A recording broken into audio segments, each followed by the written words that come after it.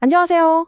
혹시 어릴 때 부모님 따라서 해외로 이민 가신 남성분들 중에 나도 다시 한국 국적을 가질 수 있을까? 이런 고민 한 번이라도 해보셨나요?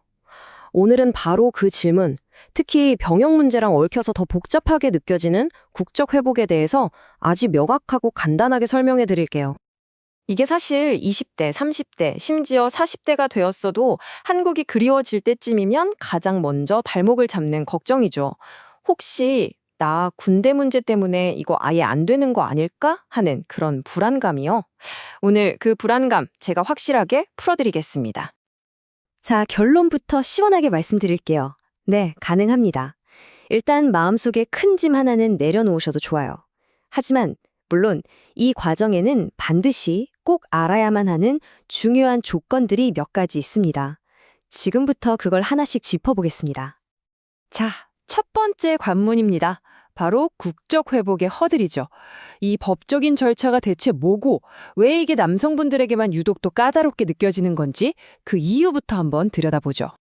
먼저 국적 회복이 뭔지 정확히 알아야겠죠. 우리가 자발적으로 외국 시민권을 딱 취득하는 그 순간 사실 한국 국적은 법적으로 자동으로 없어지거든요.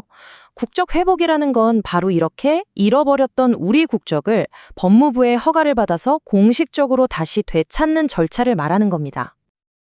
근데 말이죠. 왜 이 과정이 유독 남성분들한테 더 어렵고 복잡하게 느껴지는 걸까요? 바로 이 질문이 여러분이 가장 걱정하시는 그 문제의 핵심으로 우리를 데려갑니다. 바로 이 결정적인 문구, 이 5글자 때문입니다.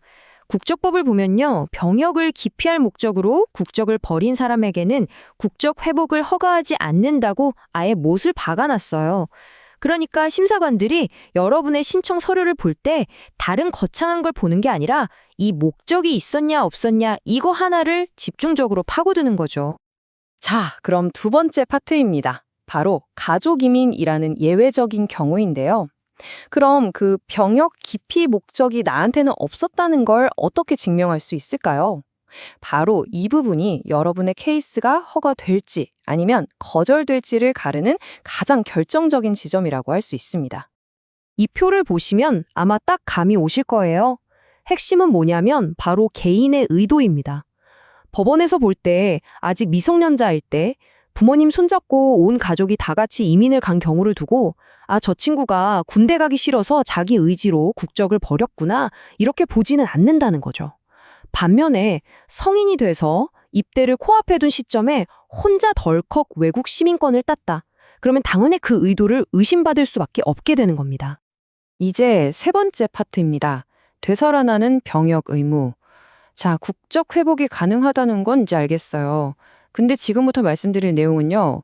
국적 회복을 생각하는 모든 분들이 정말 일종의 경고처럼 아주 중요하게 받아들이셔야 하는 내용입니다. 자, 드디어 힘든 과정을 거쳐서 국적 회복 허가를 받았습니다. 그럼 제일 궁금한 거, 병역 의무는 이제 어떻게 되는 걸까요? 면제되는 걸까요? 정답은 단호하게 아니요입니다. 이걸 정말 꼭 기억하셔야 해요. 국적 회복은 절대로 병역 면제 티켓이 아니라는 점을요. 이게 무슨 말이냐면 국적을 회복한다는 건 한국인으로서의 권리뿐만 아니라 그에 따르는 책임, 즉 병역의 의무도 다시 받아들이겠다는 뜻이거든요. 그래서 국적을 회복한 그 시점의 나이가 병역법상 복무해야 할 나이에 해당된다? 그러면 예외 없이 병역 판정 검사 받고 복무를 해야만 합니다.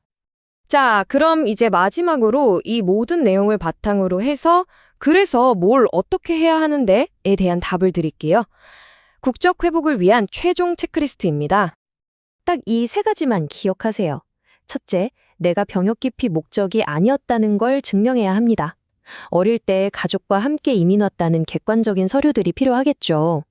둘째, 만 37세까지는 병역 의무가 다시 살아난다는 현실을 받아들이고 마음의 준비를 해야 합니다.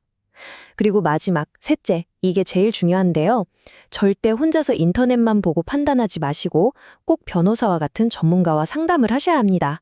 이게 왜 중요하냐면요. 어설프게 혼자 신청했다가 한번 안 됩니다 하고 불허 결정이 나버리면 이걸 다시 뒤집는 게 정말 정말 어렵습니다. 그러니까 처음부터 제대로 된 전문가의 도움을 받는 게 오히려 시간과 기회를 아끼는 가장 확실한 길이라는 걸 꼭 말씀드리고 싶네요. 자, 이제 국적 회복으로 가는 길이 대략 어떤 모습인지 그림이 그려지실 겁니다. 과연 이 길이 지금 나의 상황과 내 미래에 정말 맞는 길인지 이제는 여러분 스스로가 신중하게 고민해 보실 차례입니다.